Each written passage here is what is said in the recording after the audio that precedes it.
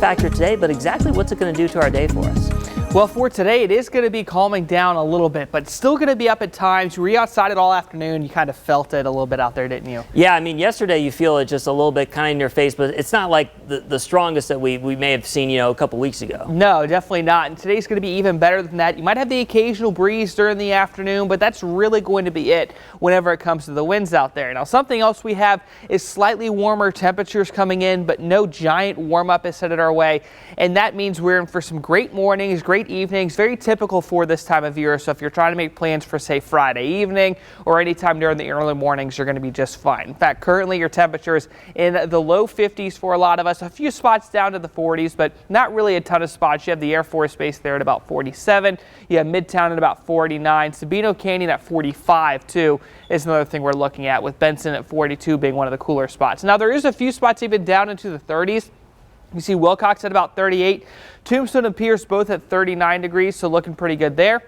Closer towards Nogales, you're seeing 41, but back towards Tucson, a lot of us are going to be in the 60s by about 8 a.m. or so. Now, once we get past about 61 degrees, we should be warming up pretty quickly.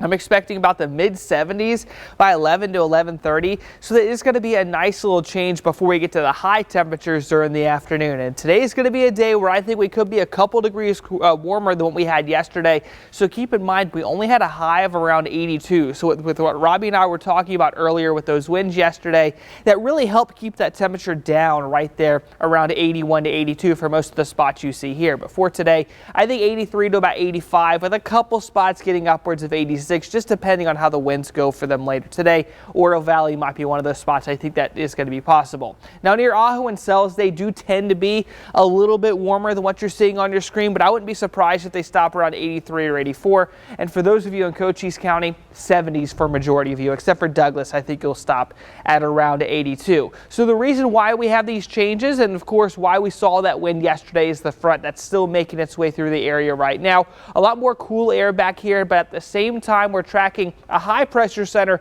that really wants to get back to the Four Corners. So this time of year, that's usually where we have high pressure set up in the area, and that tends to warm us up a lot. But since the front will be stalling out, it's going to be very difficult for us to see that huge rise in those temperatures. So when it comes to the next few days, I do expect us to warm up, yes, but again, no giant cool down as we talked about before. I think 91 or 92 is likely going to be it for the high temperatures over the next 7 days.